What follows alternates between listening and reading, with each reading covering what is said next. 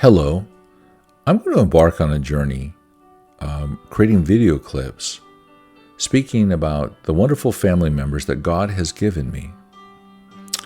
And what's really driving me is the verses in the Bible that just speaks about having thankfulness and gratitude to God and for the wonderful people that He's brought into our lives. And so I call this, Frahm family glimpses and stories. But it's the Frahm family at large, so it will include Zimmermans and McDaniels and Fishes and Kriegers and Hamiltons and Cranfields and many others that are knitted together through marriage in God's providence.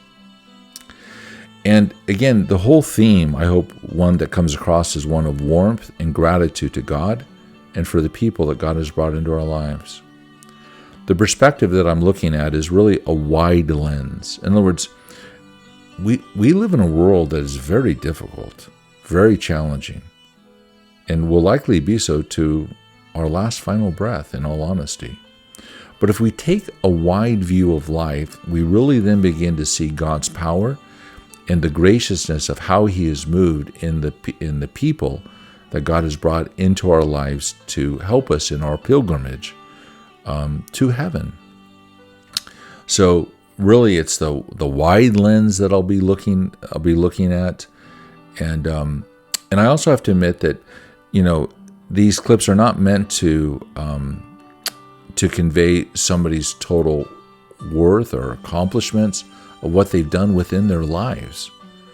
Hopefully, that has to be done in person to show appreciation and love. But I want to bring God honor as well as to my family. And it may be of some spiritual benefit, again, to encourage us to have a wide lens to see how God is moving throughout our lives versus I always tell people, if you tend to have a very narrow focus where you just focus on certain days or certain events or certain things within your life, you can tend to have a very pessimistic or even ungrateful spirit. But if you have a wide lens, you look at what God has done throughout your entire life, then you kind of begin to change your entire view, where you get a much better view of what God has done to sustain you, to help you, to grow you, for you to be a blessing to other people, and how God has brought people in your lives to be a blessing. So I hope this is some spiritual benefit for those that are alive today, and for my grandchildren, and for future grandchildren. You can kind of get some sense of your historic roots. Well, that's the introduction. And here on Thanksgiving Day in the year 2023, I want to show gratefulness to God for my fathers, John McDaniel and Michael Bradley Frahm. Well, the very first picture you see is one of John McDaniel as a young boy, and then the second is myself, just to show some resemblance. And then you'll see a picture of John with his sister Patty. Now, John married my mom, Sherry Zimmerman, at a very young age, but unfortunately their marriage did not last long. But in God's grace and providence, I was able to reconnect with John in my 20s. And this is what I admire about my dad, John McDaniel. One is his care for others, particularly when I think about his younger brother. But John has shown many times taking the initiative to go out, look out for the benefit of others. And I really admire that about him. The fact that he not only thinks about his own interest, but the interest of others. And how he cared for his younger brother in need and many others in his family. And I really admire that. That exhibits God's grace. I also like John's discipline. And one example would be, the reason I'm giggling, is his bike riding. One time he said to me, and I can't remember the miles, but he said, going on a bike ride, it's going to be 100 miles or 200 miles or 1,000 miles. And I said, oh, well, how long does that last? 2 days, 3 days? You're going to stay in a hotel? How does that work? He says, no, it's just an afternoon ride or a long ride, but it's, I'm done in 4 hours. So whatever this ride was, for 4 hours, I was thinking it'd be taking 2 days, So But I admire his discipline. I mean, the Lord tells us to take care of our body, and I admire John's discipline in being able to stick to it, because I have not yet, at the age of 58, been able to master that kind of discipline or perseverance, I suppose, in that area, and I really admire that. I also admire my dad's mind. He has an engineering mind, very analytical. He was a quality manager at a machine shop where I believe they made parts for military helicopters. And I got to tour the shop and meet some of the people and see some of the equipment that he was using. And again, I really admire that, because I too also fell in love with total quality management and Dr. Deming and statistics.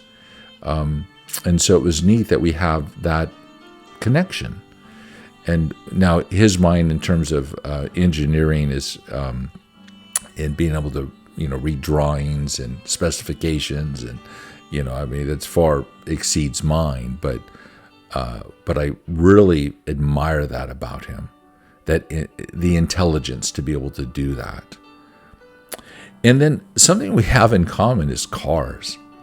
Now, I think he is along the lines of a muscle car kind of guy, and I'm more along the lines of a sports car. So my guess is, and he can correct me if I'm wrong, but he likes the muscle cars of the 1960s, cars that he grew up with. And I grew up watching Speed Racer, so I like sports cars.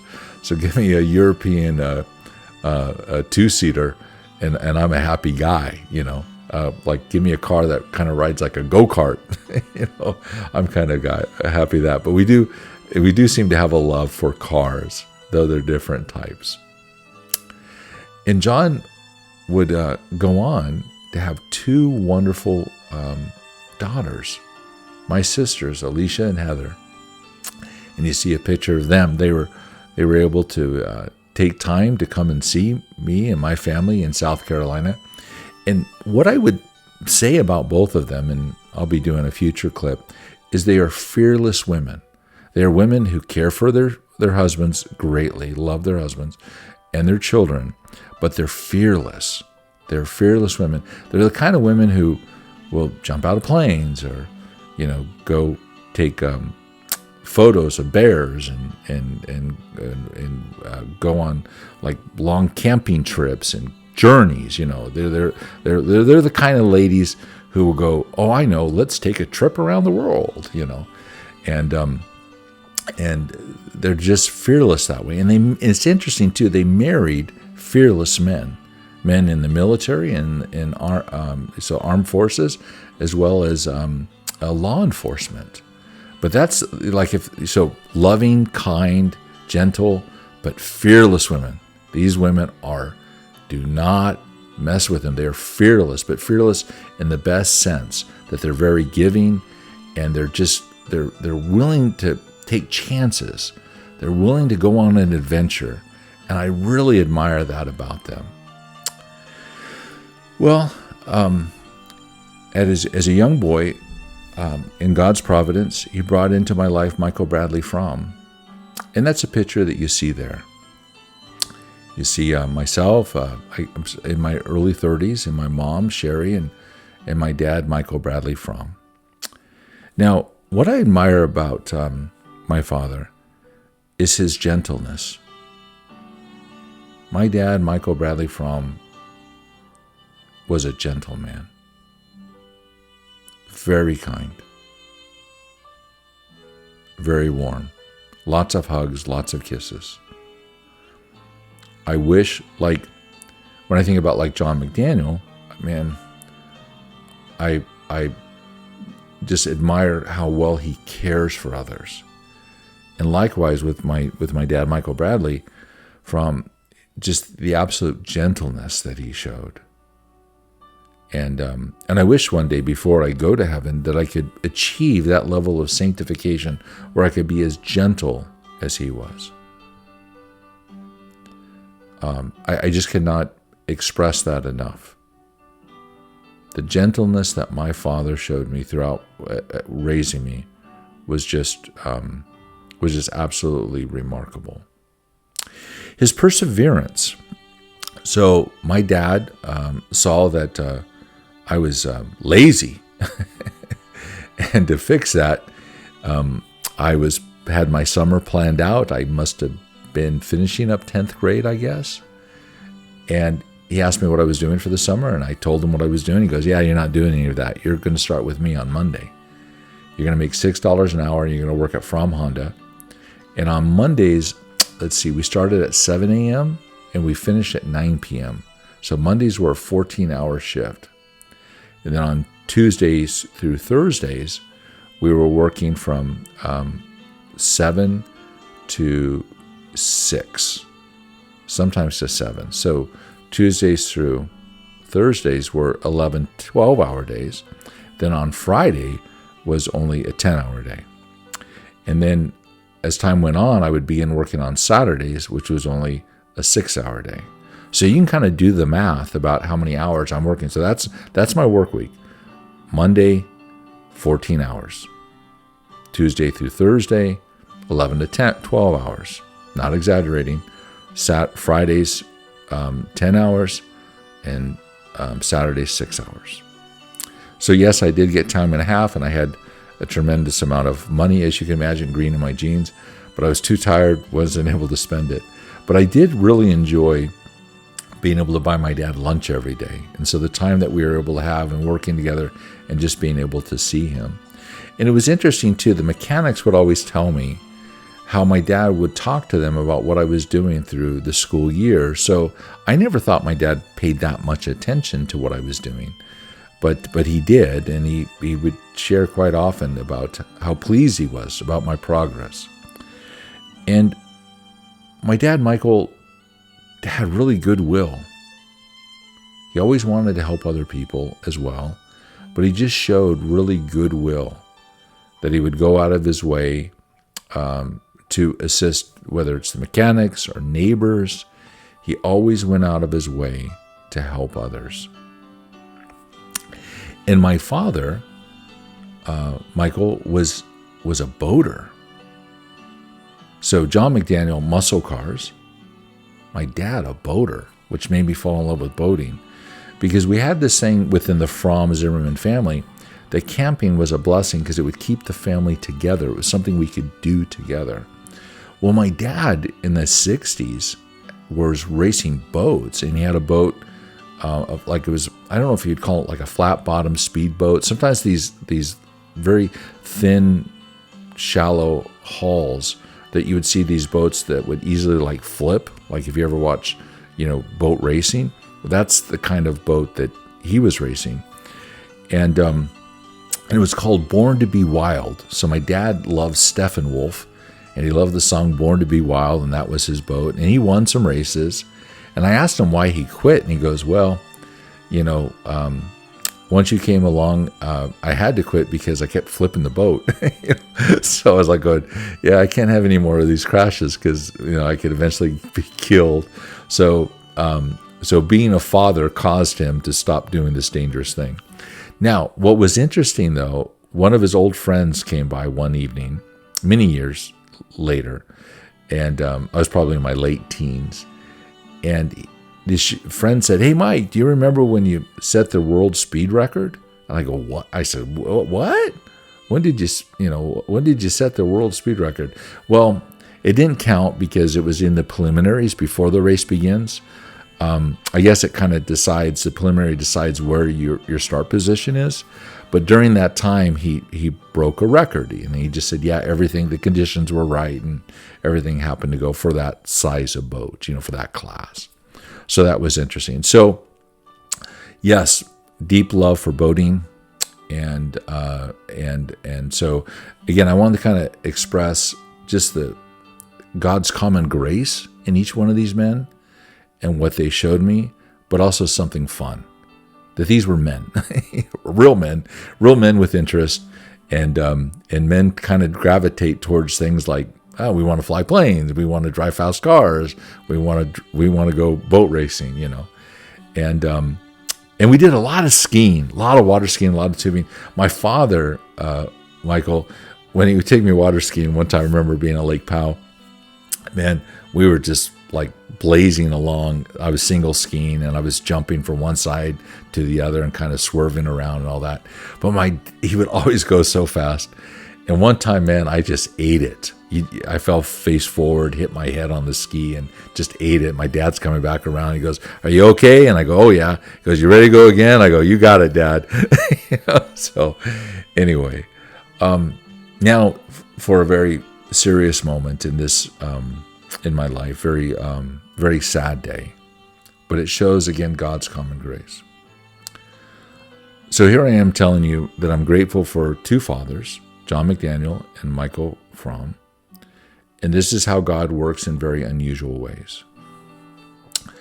My mom died at the age of 57, which was very difficult, as you can imagine, very young, because mostly of our family members died much later. So I was never expecting my parents to die young. And my dad is sick, Michael. And at the age of 62, the Lord's going to take him home. I was able to be with him every day and be there with him. While he was ill, I was reading Psalms. I almost read the entire book at the Veterans Hospital and prayed with him a lot. And it was just gut-wrenching. The hospital cared for him a great deal. They did everything they could to sustain his life. But it was just gut-wrenching. So my sister, and I can't remember which one, but texted me or left me a message saying, "Hey, I haven't heard from you in a while, and how are you doing?" And I either text back or called back, and I said, "Yeah, I'm in California. My dad is dying, and I'm here with him. But I'll, so I communicated that. And so as I'm caring for my dad, he passes. And you just kind of ever get that sense where you feel like incredibly alone,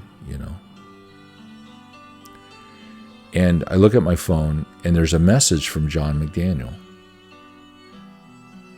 And the message says something to the effect of, "Hey, I just heard that your dad's dying. And I want you to know that I'm here for you. And if there's anything you need, you just let me know." So I want you to think about that for a second. So in God's providence, while my dad is dying, my other dad calls and says, "Hey, I know how hard this is. I know it's gut-wrenching. I know you're hurting, but I'm here for you. I'm here for you." And that's God's common grace.